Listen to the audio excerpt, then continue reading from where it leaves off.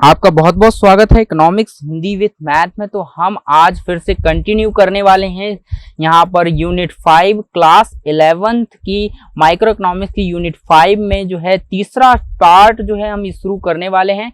तो हमने यहाँ तक अभी देख लिया था उपभोक्ता संतुलन, और उपभोक्ता संतुलन तक हमने यहाँ पर किया था बजट रेखा में परिवर्तन देखा था कैसे होता है, क्यों होता है, और उपभोक्ता संतुलन भी हमने पढ़ा था कि उपभोक्ता जो होता है वो संतुलित स्थिति में कब होता है। तो अब हम यहाँ पर देखेंगे उपभोक्ता संतुलन की शर्तें क्या क्या होती हैं।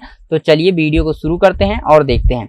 उपभोक्ता यानी उपयोगिता विश्लेषण क्या होता है। उपयोगिता विश्लेषण उपयोगिता की गणनावाचक अवधारणा है।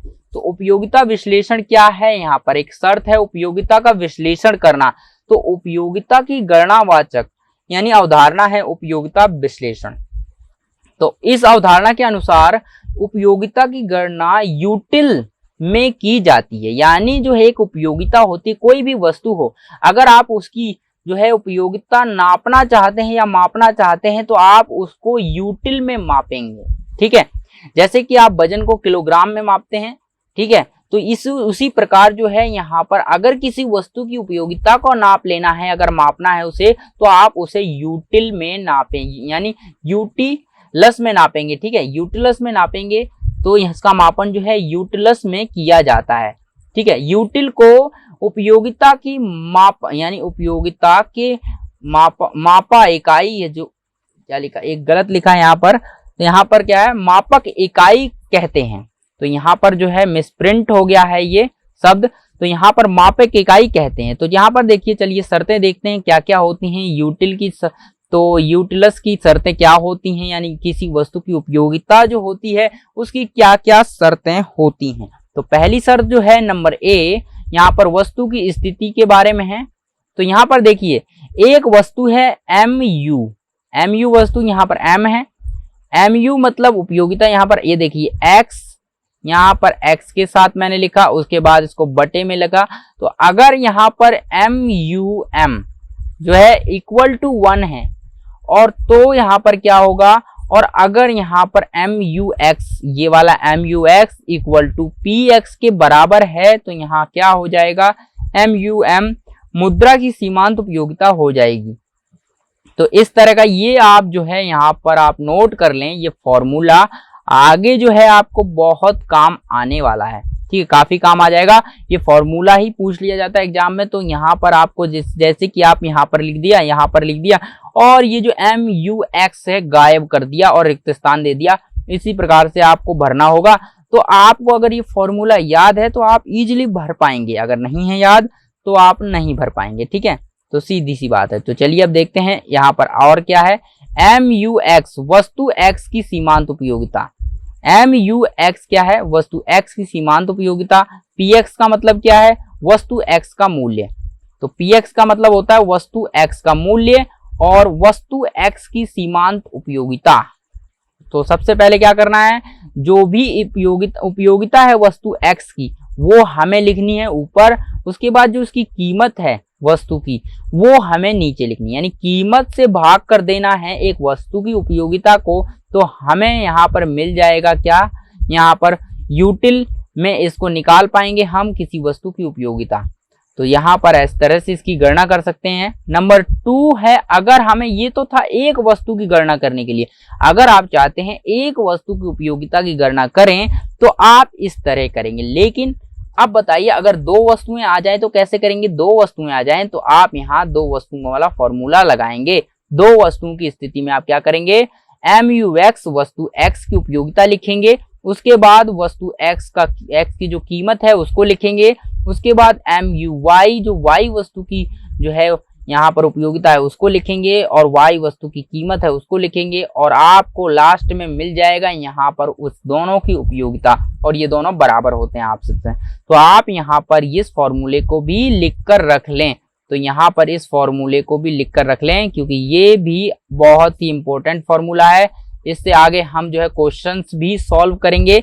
तो इसको आप जो है यहाँ पर लिख कर रख लें अच्छे से। ठीक है, तो चलिए आगे बढ़ते हैं और देखते हैं। वस्तु की सीमांत उपयोगिता निरंतर गिर रही हो, यहाँ पर मतलब है वस्तु की जो सीमांत उपयोगिता हमेशा गिरती रहती है।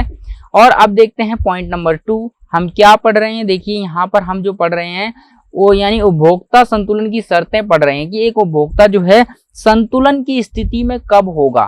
ठीक है, एक उपभोक्ता जो है संतुलन की स्थिति में कब होगा, तो यहाँ पर जो है उपयोगिता जो है इस तरह से अगर ये फॉर्मूला अप्लाई हो जाता है तो उपभोक्ता जो है संतुलन की स्थिति में होगा। और अगर ये वाला फॉर्मूला दो वस्तु की स्थिति में तो ये फॉर्मूला अप्लाई हो जाता है तो वो जो है उपभोक्ता संतुलन की स्थिति में है। और दूसरा पॉइंट, अनादिमान वक्र विश्लेषण, यानी अनादिमान वक्र का विश्लेषण उपयोगिता की क्रमवाचक अवधारणा है। तो ये क्या है, एक क्रमवाचक अवधारणा है। तो हमने क्या कहा था, अनादिमान वक्र विश्लेषण जो है क्रमवाचक अवधारणा है। और हमने देखा था यहाँ पर उपयोगिता का विश्लेषण जो है गणनावाचक यहाँ पर अवधारणा है। ठीक है, अनादिमान वक्र यहाँ पर क्रमवाचक है और यहाँ पर जो है उपयोगिता विश्लेषण यहाँ पर गणनावाचक अवधारणा है। ठीक, ये आपको जो है छोटे छोटे वर्ड आपको याद रखने हैं क्योंकि ये काफी पूछ लिए जाते हैं और आपको याद नहीं रहते तो ये एग्जाम में आपके नंबर काट सकते हैं। तो इसलिए यहाँ पर जो है आपको ये याद रखने हैं। तो हम पूरा कंप्लीट यहाँ पर चल रहे हैं। ठीक है, इस अवधारणा के अनुसार देखिए उपयोगिता की संख्या में गणना नहीं की जा सकती परंतु इसे क्रम के रूप में प्रदर्शित कर सकते हैं। ठीक है, यहाँ पर देखिए शर्तें किस तरह से हैं। यहाँ पर शर्तें जो हैं ये देख सकते हैं आप, ये रहा शर्तों का फॉर्मूला। यहाँ पर px यानी यहाँ पर प्राइस, वस्तु x की कीमत, वस्तु जो है y की कीमत दे रखी है। तो यहाँ पर वस्तु x का मूल्य देखिए, x का मूल्य है और ये y का मूल्य है, देख सकते हैं आप। यहाँ पर देखिए MRS गिरती हुई हो या तटस्थता वक्र, आप देखिए मैंने कहा था ना ये तटस्थता वक्र आ जाएगा, इसे क्या कहते हैं, अनादिमान वक्र कहते हैं। मूल बिंदु पर उन्नोत्तर होना चाहिए, मूल बिंदु पर उन्नोत्तर होना चाहिए।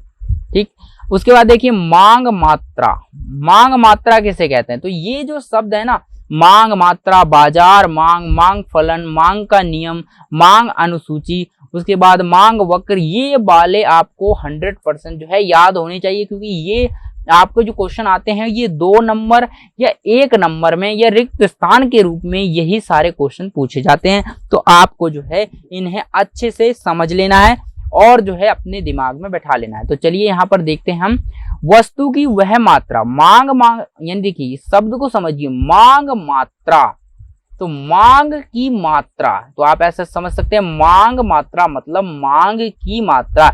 एक व्यक्ति है, एक व्यक्ति जो है, एक व्यक्ति वो जाता है दूसरे व्यक्ति के पास। ठीक है, तो वहां पर वो व्यक्ति कुछ चीज मांगता है। ठीक है, मान लीजिए वो व्यक्ति क्या मांगता है, गेहूं मांगता है। ठीक है, क्योंकि गेहूं मांग रहा है यानी 5 किलो गेहूं मांग रहा है। तो यहाँ पर क्या है, मांग रहा है गेहूं। ठीक है, मांग रहा है गेहूं और वो कितनी मात्रा में मांग रहा है, 5 किलो की मात्रा में मांग रहा है, यानी 5 किलो मांग रहा है। तो वो जितनी मात्रा में वो मांगेगा ना तो उसे कहते हैं मांग मात्रा, यानी मांग की मात्रा क्या है। तो अगर मान लीजिए ये वस्तु मांगने आया, मतलब ये व्यक्ति इससे वस्तु मांगने आया, तो भाई ये पूछेगा ना, ये बताएगा क्या चाहिए, ये बताएगा गेहूं चाहिए। उसके बाद ये बताएगा कि कितनी मात्रा में चाहिए, कितना चाहिए, तो पूछेगा ना। तो यहाँ पर ये बताएगा मुझे 5 किलो चाहिए, 5 किलोग्राम चाहिए, तो यहाँ पर ये 5 किलोग्राम देगा। तो यहाँ पर जितनी मात्रा यानी मांगी गई मात्रा को मांग मात्रा कहते हैं। तो यहाँ पर देख लेते हैं परिभाषा में क्या लिखा है। देखिए, वस्तु की वह मात्रा जिसे उपभोक्ता किसी निश्चित कीमत पर, देखिए वस्तु की एक मात्रा होती है जिसे उपभोक्ता एक निश्चित कीमत पर, एक कीमत भी देगा ना, यहाँ पर जब भी मात्रा ले लेगा इसकी, मतलब गेहूं ले लेगा तो इसकी कीमत भी देगा। तो ये जब एक वस्तु की वह मात्रा होती है, कहते हैं मांग मात्रा क्या होती है, वस्तु की वह मात्रा होती है जो उपभोक्ता निश्चित कीमत पर जो है निश्चित समय, आपको ये तो याद ही रख लेना है। तो यहाँ पर क्या है, मांग मात्रा क्या होती है, एक वस्तु की वह मात्रा होती है जिसमें एक उपभोक्ता निश्चित कीमत एवं निश्चित समय पर खरीदता है या खरीदने के लिए तैयार होता है, उसे हम क्या कहते हैं, मांग मात्रा कहते हैं। क्या किसे कहते हैं, मांग मात्रा। मांग मात्रा का मतलब होता है वस्तु की वह मात्रा होती है जिसे उपभोक्ता किसी निश्चित कीमत या निश्चित एवं निश्चित समय पर खरीदता है। तो बस आपको याद रखना है कि मांग मात्रा क्या होती है। मांग मात्रा ये वह मात्रा होती है वस्तु की, या वस्तु की वह मात्रा होती है जो उपभोक्ता जो है निश्चित कीमत और निश्चित समय पर खरीदता है, या खरीदने के लिए तैयार होता है या खरीदता है। तो आप यहाँ पर यहाँ तक लिख सकते हैं, यहाँ पर जरूरी नहीं है आप इस लाइन को लिखें या इस लाइन को लिखें, ठीक है। चलिए अब देखते हैं बाजार मांग क्या होती है। बाजार मांग, देखिए बाजार की मांग, बाजार मांग है, सिंपल सा है। बाजार मांग मतलब बाजार की मांग बाजार मांग है। तो यहाँ पर आपको जो ये मांग मात्रा में आपको दो शब्द जरूर याद रखने हैं, भूलना नहीं है। ये कौन से शब्द हैं? वो है निश्चित कीमत और निश्चित समय। यानी जब एक उपभोक्ता, या कहेंगे यहाँ पर जो है मांग मात्रा क्या होती है, एक वस्तु की वह मात्रा होती है जो कि एक उपभोक्ता निश्चित कीमत और निश्चित समय पर खरीदता है, ठीक है। यहाँ पर बाजार मांग क्या होती है, एक निश्चित समय अवधि में कीमत के एक विभिन्न स्तर पर, यानी बाजार मांग का मतलब क्या हुआ, एक निश्चित समय अवधि में, यानी कीमत का एक स्तर होता है, कीमत के विभिन्न स्तरों पर किसी बाजार में सभी वस्तुओं द्वारा, यानी सभी उपभोक्ताओं द्वारा, यानी क्या है मतलब सभी उपभोक्ताओं द्वारा वस्तु की खरीदी गई मात्राओं का योग बाजार मांग कहलाता है। तो क्या होता है बाजार मांग, यानी एक निश्चित समय अवधि में एक समय होता है, उस समय अवधि में जो है कीमत के एक विभिन्न स्तरों पर, कीमत का एक स्तर होता है और उस स्तर पर यानी कीमत के विभिन्न स्तरों पर, यानी विभिन्न स्तरों पर बाजार में सभी उपभोक्ताओं द्वारा, जितनी भी उपभोक्ता होते हैं ना बाजार में, उपभोक्ता कौन होता है, जो वस्तुओं का उपभोग करता है, उपयोग करता है, इस्तेमाल करता है, उसे उपभोक्ता कहते हैं, ठीक है। उपभोक्ता क्या करता है और उसके बदले में वो क्या करता है, उसको पेमेंट करता है, पैसा देता है, वस्तुएं खरीदता है, उनका इस्तेमाल करता है, वो व्यक्ति कौन होता है, उपभोक्ता होता है। तो यानी जो बाजार के सभी उपभोक्ता द्वारा, सभी उपभोक्ता जो होते हैं उनके द्वारा वस्तु की खरीदी गई मात्राओं का योग बाजार मांग है। बड़ा ही सिंपल सा है। देखिए मैं आपको यहाँ पर एक यहाँ पर आपको और अच्छे से समझाने की कोशिश करता हूँ बाजार मांग क्या है। चलिए देखते हैं यहाँ पर बाजार मांग क्या हो सकती है। बाजार मांग का देखिए, मान लीजिए ये बाजार है, मान लीजिए ये बाजार है और यहाँ पर बहुत सारे लोग जो हैं सामान खरीदने आते हैं। आप बताइए जो भी यहाँ पर लोग आएंगे क्या उनकी मांग एक जैसी होगी? मतलब अगर यहाँ पर इस बाजार में कोई मोबाइल फोन खरीदने के लिए आता है तो और फिर क्या दूसरा व्यक्ति भी यहाँ पर आता है कुछ खरीदने के लिए, क्या दूसरा व्यक्ति भी मोबाइल फोन ही खरीदने के लिए आएगा? मान लीजिए तीसरा व्यक्ति फिर आता है, क्या तीसरा व्यक्ति भी मोबाइल फोन खरीदने के लिए आएगा? तो यहाँ पर हम ये नहीं कह सकते हैं कि सभी उपभोक्ताओं की मांग जो है एक समान होगी, मतलब एक जैसी होगी, सेम मांग होगी, ऐसा नहीं कह सकते। तो यहाँ पर देखिए ये मोबाइल खरीदने के लिए आया, मान लीजिए टीवी खरीदने के लिए आया, और यहाँ पर ये गेहूं खरीदने के लिए आया, यहाँ पर ये आटा खरीदने के लिए आया। तो अलग अलग व्यक्ति जो है अलग अलग जो है बाजार में जो है यहाँ पर एक बाजार में अलग अलग व्यक्ति आए हैं और अलग अलग इनकी मांग है। तो हम क्या करेंगे, इन व्यक्तियों की सभी व्यक्तियों की मांग को जोड़ देंगे, ठीक है।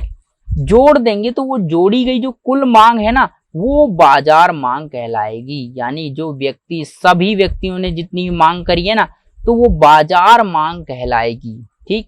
आई होप यहाँ पर समझ आ रहा होगा। यहाँ निश्चित समय अवधि में, एक समय अवधि के अंतर्गत एक कीमत के स्तर पर, यानी वस्तु की विभिन्न कीमतें होती हैं, उन कीमतों के स्तरों पर जब बाजार के सभी उपभोक्ता, यानी कि जो भी बाजार में सभी लोग जो खरीदने वाले हैं वो क्या करते हैं, यानी उनके द्वारा मांगी गई मात्रा, जितनी भी मांगी गई मात्रा होती है उनका योग बाजार मांग कहलाता है।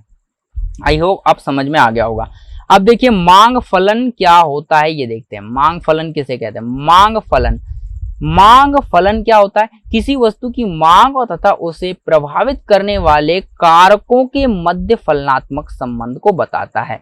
यानी मांग फलन क्या होता है? मांग फलन का मतलब होता है किसी वस्तु की मांग और उसे प्रभावित करने वाले कारकों के बीच जो फलनात्मक संबंध होता है उसे हम मांग फलन कहते हैं। तो यहाँ पर देखिए मांग फलन किस प्रकार से, D इक्वल टू यहाँ पर फलनात्मक संबंध होगा। अब यहाँ पर क्या है, मांग फलन क्या है देखिए समझिए। यहाँ पर ये मैं आपको अभी बाद में समझाता हूँ, ये समझिए पहले। सबसे पहले मांग फलन है क्या, यानी इसका मतलब होगा यह किसी वस्तु की मांग तथा उसे प्रभावित करने वाले कारकों के मध्य फलनात्मक संबंध को बताता है। यानी मांग और जो मांग को प्रभावित करते हैं, यानी किसी वस्तु की मांग तथा उसके जो उस मांग को जो प्रभावित करते हैं कारक, उनके बीच जो फलनात्मक संबंध होता है उसे हम कहते हैं मांग फलन। यानी अगर आप मांग फलन को डी से डिनोट करते हैं और यहाँ पर जो है एफ को फलनात्मक के रूप में दिखाते हैं, तो पी एक्स आपको पता ही है कीमत। तो आप बताइए मांग को कौन जो है प्रभावित करता है, यहाँ पर कीमत करती है, यानी वस्तु की कीमत बढ़ जाएगी। अगर मान लीजिए आप एक फोन खरीदना चाहते हैं, तो फोन आपने बजट बनाया है तो यानी 10,000 रुपए का फोन आपको खरीदना है, तो आप बताइए अगर वो 15,000 का फोन मिलने लग गया वही वाला, तो क्या आप खरीदेंगे? नहीं खरीदेंगे। आपकी मांग जो है कम हो जाएगी, लोग नहीं खरीदेंगे। अगर मान लीजिए 10,000 का फोन वही आपको 7,000 8,000 में मिल जाएगा, तो आप ज्यादा और यानी एक की जगह आप दो भी खरीद लेंगे, ठीक है, तो क्योंकि आपको सस्ता मिल रहा है। तो यहाँ पर क्या है, मांग जो है प्रभावित होगी, मांग बढ़ जाएगी अगर वस्तुओं की कीमत कम हो जाती है। उसके बाद यहाँ पर जो है पी आर दिखा रखा है, आय दिखा रखी है वाई से, यहाँ पर और भी काफी सारी चीजें हैं जो कि हम आगे पढ़ेंगे, ठीक है। तो चलिए अब देख लेते हैं हम यहाँ पर मांग का नियम, जो कि मोस्ट इम्पोर्टेंट टॉपिक है और ये तो आता ही आता है पेपर में, कहीं ना कहीं तो आएगा ही, तो इसे अच्छे से आपको याद कर लेना है। चलिए मैं इस तरह से समझा दूंगा आपको कि ये अपने आप ही आपको याद हो जाएगा, ठीक है। चलिए देखते हैं क्या है। यह बताता है कि यदि अन्य बातें समान हो, अन्य बातें समान हो मतलब कोई बात नहीं होनी चाहिए, अन्य बातें समान हो, ठीक है, अन्य बातें समान हो, तो किसी वस्तु की कीमत में वृद्धि होने से, वस्तु की कीमत में वृद्धि होने से उसकी मांग घटती है। सीधी सी बात है, मांग का नियम है तो मांग घटती है, और उस वस्तु की कीमत में कमी होने से, अगर वस्तु की जो है वस्तु की कीमत में यानी कीमत में जो है कमी हो जाती है, कीमत में कमी होने से उसकी मांग बढ़ती है, बढ़ जाती है, अर्थात कीमत तथा मांग में ऋणात्मक, मांग की मात्रा में जो है ऋणात्मक संबंध होता है। तो यहाँ पर क्या कहा, इतनी बड़ी बात बोल दी, यहाँ पर इतना सारा लिख के दे दिया, आप तो कंफ्यूज हो गए। तो चलिए आपको कंफ्यूज नहीं होना है, क्यों मैं आपको इसको बहुत ही सरल भाषा में और अच्छे से एक्सप्लेन कर दूंगा ताकि आपको याद हो जाएगा। देखिए मांग का नियम, आप सबसे पहले तो शब्द से ही समझिए कि मांग का नियम है। आप बात हो रही है यहाँ पर मांग की, यानी कोई भी किसी भी वस्तु की डिमांड कितनी है, उसकी ज्यादा उपयोगिता होगी तो उसकी मांग अधिक होगी, ठीक है।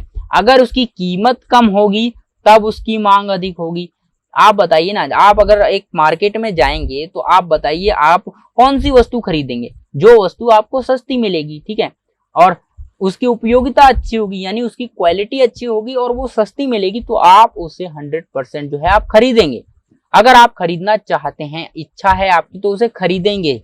और अगर आपको वही वस्तु महंगी मिल जाए तो आप नहीं खरीदेंगे, ठीक है। तो यही वही बातें कह रहा है, अन्य बातें समान रहने पर। अन्य बातें समान रहने का मतलब क्या है कि यहाँ पर कोई अकाल जैसी सुविधा, जैसे अकाल पड़ गया या फिर कोई अन्य चीज हो गई, मतलब जैसे कि बहुत सारे युद्ध हो गया, यानी होते ना कि विश्व युद्ध हो गया, पहले होते थे तो यहाँ पर पहले हो चुके हैं, तो यहाँ पर अन्य बातें समान रहनी चाहिए। विश्व युद्ध हो गया तो उसमें क्या होगा, सारा पैसा उसमें खर्च हो जाएगा, तो मतलब उससे क्या होगा, मार्केट प्रभावित होगा, यानी बाजार प्रभावित होगा। तो यहाँ पर क्या करना है, अन्य बातें समान रहने पर ऐसी कोई भी घटना नहीं होनी चाहिए, बाजार सामान्य रूप से चलना चाहिए। तो यहाँ पर अन्य बातें समान रहने का मतलब यही है। तो अन्य बातें जब समान रहेंगी तो किसी वस्तु की कीमत में वृद्धि होने से, अगर किसी वस्तु की कीमत बढ़ जाती है तो उसकी मांग की मात्रा घट जाती है। सीधी सी बात है, अगर एक वस्तु की कीमत बढ़ गई तो उसको जो है खरीदने वालों की मात्रा बढ़ जाएगी। यानी अगर एक वस्तु है उसकी 100 इकाइयां बिक जा रही हैं, लेकिन अगर उसकी मात्रा वस्तु यानी कीमत बढ़ा दी जाए, अब उसकी 50 ही इकाइयां बिकेंगी। यानी मांग की मात्रा कौन मांगेगा, अगर महंगी चीज को अब कौन खरीदेगा, क्योंकि अब महंगी हो चुकी है, क्वालिटी उतनी है, यानी उसकी गुणवत्ता उतनी है, उपयोगिता उतनी है, और वो उसकी कीमत ज्यादा है तो उसे कोई नहीं खरीदेगा। वैसी तो यहाँ पर वो वस्तु खरीदेगा जिसमें उपयोगिता अच्छी हो और साथ ही उसकी कीमत भी कम हो। दूसरी तरफ देखें तो अगर उस वस्तु की कीमत में कमी आ जाती है, अगर कीमत गिर जाती है उसकी, तो लोग भाग भाग कर जाएंगे उसको खरीदने के लिए, यानी मांग की मात्रा बढ़ जाएगी। ठीक है, तो अगर कीमत ज्यादा है तो नहीं खरीदेगा, यानी मांग की मात्रा कम होगी। अगर कीमत कम है वस्तु की तो मांग की मात्रा ज्यादा होगी। लेकिन कब होगा ये? अन्य बातें समान रहने पर। जब अन्य बातें समान रहेंगी तभी ये होगा, और जब ये ऐसी स्थिति हो जाएगी तो उसे हम कहेंगे मांग का नियम। आई होप यहाँ पर आपको कोई डाउट नहीं रहा होगा मांग का नियम क्या है। अगर है तो कमेंट करके जरूर पूछिए। ठीक है, चलिए अब देखते हैं मांग सूची क्या होती है। साफ साफ यहाँ पर पता चल रहा है कि मांग सूची एक ऐसी सूची जो कि वस्तुओं की मांग को दर्शाती है, उसे मांग सूची कहते हैं। अब यहाँ पर इसकी परिभाषा के अनुसार देख लेते हैं। मांग अनुसूची वह तालिका है। एक मांग अनुसूची क्या होती है? एक तालिका होती है। मांग अनुसूची क्या होती है? एक तालिका होती है जो विभिन्न कीमत स्तरों पर, यानी एक विभिन्न कीमत स्तरों पर एक वस्तु की मांग मात्रा को प्रदर्शित करती है। ठीक है, यहाँ पर मैंने जो कहा वही बात लिखी गई है। मैंने क्या कहा? मैंने कहा कि मांग अनुसूची क्या होती है? एक मांग अनुसूची वह अनुसूची होती है जो कि मांग को दर्शाती है, यानी विभिन्न वस्तुओं की मांग को दर्शाती है। और किस स्तर पर दर्शाती है? कीमत, विभिन्न कीमतों पर दर्शाती है। तो यहाँ पर यही चीज लिखी हुई है कि एक तालिका है। तालिका मतलब एक टेबल है या अनुसूची है, आप अनुसूची कहें या यहाँ पर तालिका कहें। तो यहाँ पर क्या है? वह तालिका है जो कि विभिन्न कीमतों पर, विभिन्न कीमत पर, यानी जो विभिन्न कीमत है, वस्तुओं की अलग अलग कीमत होती है, तो उन कीमतों के स्तर पर जो है एक वस्तु की मांग की मात्रा, यानी वस्तु की मांग मात्रा को प्रदर्शित करती है, वो मांग अनुसूची होती है। उसके बाद देखिए मांग वक्र क्या होता है। मांग वक्र क्या है? मांग को दिखाने वाला वक्र। मांग वक्र सीधी सी बात है, मांग व तालिका। इसे यहाँ पर देखते हैं क्या है? मांग तालिका या अनुसूची। मांग अनुसूची मांग अनुसूची का रेखा चित्रीय प्रस्तुतिकरण है। क्या है? मांग वक्र क्या होता है?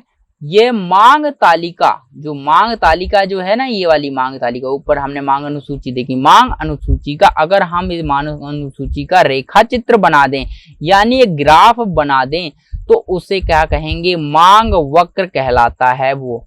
अगर यहाँ पर हम एक ग्राफ बना दें मांग अनुसूची का कि किसको कितनी कितनी, यानी विभिन्न वस्तुओं की कीमतों पर, यानी विभिन्न वस्तुओं की कीमत स्तर पर जो है मांग की अनुसूची बना दी जाए, तो यहाँ पर अगर उसे ग्राफ अनुसूची बना दी, अब अगर आप उसे ग्राफ से दिखा देंगे तो वो मांग वक्र बन जाएगा। अर्थात मांग वक्र कीमत के विभिन्न स्तरों पर मांग मात्रा को यहाँ पर दर्शाने वाला वक्र है।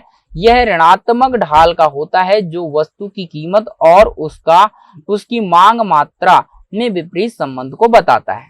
ठीक है, आई होप यहाँ पर पहले समझ आ गया आपको क्या है मांग वक्र क्या है। अगर आप मांग अनुसूची को वक्र के रूप में लिखेंगे, यानी एक वक्र बनाएंगे, जो है रेखा चित्रीय प्रस्तुतिकरण करेंगे, तो वो मांग वक्र कहलाएगा। ठीक है, अब देखते हैं यहाँ पर मांग वक्र एवं उसका ढाल।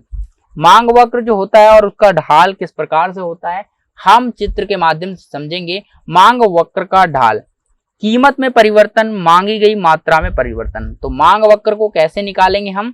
देखिए, कीमत में परिवर्तन, एक वस्तु है उसकी कीमत में जितना भी परिवर्तन हो, चाहे वो बढ़ जाए या कम हो जाए, तो यहाँ पर कीमत में परिवर्तन और मांग की जो है मांगी गई मात्रा में परिवर्तन।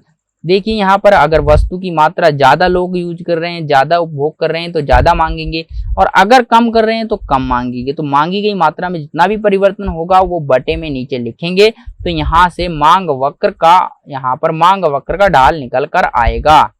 तो देखिए ये रहा, ये ग्राफ के माध्यम से दिखाया गया है। यहाँ लिखा हुआ है प्राइस, कीमत, वाई अक्ष पर प्राइस लिखा है और एक्स अक्ष पर क्वांटिटी यानी मात्रा लिखी हुई है। तो आपने देखा यहाँ पर कीमत, ये कीमत एक की बात करते हैं। सबसे पहले कीमत यहाँ पर इतनी थी और ये ग्राफ यहाँ पर इस तरह से आया। आपका ये जो डिमांड का ग्राफ है, हमेशा याद रखना, जो डिमांड का ग्राफ होता है, मांग का ग्राफ हमेशा ऊपर से नीचे की तरफ आता है। ठीक है, और अगर आप देखेंगे वो वाला जो है सप्लाई का ग्राफ जो है इस तरह से ऊपर की तरफ जाएगा, ठीक है, ऊपर की तरफ जाएगा। तो चलिए आपने यहाँ पर देखा, ये देखिए P1 जो है यहाँ से टकराकर सीधा नीचे आया, तो इसका मतलब क्या है जो है, और यहाँ पर देखिए ये हुआ, उसके बाद यह P1 से क्या हुआ, मांग कीमत को कम कर दिया गया। आप देखिए कीमत को मैंने क्या करा, कम कर दिया। P थी कीमत, अब मैंने क्या कर दिया, यहाँ पर P2 कर दिया, कीमत को मैंने कम कर दिया। तो इससे देखिए क्या यहाँ पर फर्क पड़ा मात्रा पर, मात्रा देखो ज्यादा खरीदने लग गए लोग। यहाँ पर देखिए पहले यहाँ तक खरीदते थे, इतना ही खरीदते थे, लेकिन अब देखिए Q2 तक खरीद रहे हैं। तो यहाँ पर आपको पता चल रहा है, इस ग्राफ से आप साफ साफ, आपको अगर याद नहीं हो रहा ना मांग, यहाँ पर ये वाली चीज नहीं हो रही याद आपको, यहाँ पर अगर ये मांग का नियम आपको याद नहीं हो रहा है, तो इस तरह से आपका मांग ग्राफ के माध्यम से आप मांग के नियम की परिभाषा स्वयं ही बनाकर लिख सकते हैं, यानी स्वयं ही आप जो है बता सकते हैं, उसे लिख सकते हैं। चलिए देखते हैं यहाँ पर इसका नियम होगा, मांग वक्र का ढाल इस प्रकार से होगा, प्राइस में परिवर्तन और मात्रा में परिवर्तन। ठीक, आई होप यहाँ पर देखिए, अभी देख लेते हैं पहले हमारे पास कितना टॉपिक है। ये देखिए बहुत सारा टॉपिक है, ये काफी लंबी यूनिट है। देखिए तो आखिर जो है यहाँ पर ये वीडियो काफी लंबा हो रहा है, तो हम इसमें जो है अगले पार्ट में इसको खत्म करेंगे। ये पूरा चैप्टर यहाँ पर ये यूनिट 5 जो है पूरी खत्म हो जाएगी। माइक्रो इकोनॉमिक्स क्लास जो है 11th की यूनिट जो है पूरी खत्म होगी। तो चलिए फिर मिलेंगे हम अगली वीडियो में एक नए टॉपिक के साथ। लेकिन अगर आपने अभी तक चैनल को सब्सक्राइब नहीं करा है इकोनॉमिक्स हिंदी विथ मैथ को, तो कर लीजिए, क्योंकि इस चैनल पर आपको मिलेगा इकोनॉमिक्स का क्लास 12th और 11th का पूरा इकोनॉमिक्स सिलेबस हिंदी मीडियम में अच्छे से एक्सप्लेन मिलेगा, और आपको एक से एक अच्छी से अच्छी चीज, इसमें सारी चीजें जो है कवर हो रखी हैं, सभी कुछ आपको सीखने को मिलेगा। तो अभी चैनल को सब्सक्राइब करके बेल आइकन दबा लीजिए। तो चलिए फिर मिलेंगे हम एक नई वीडियो में एक नए टॉपिक के साथ।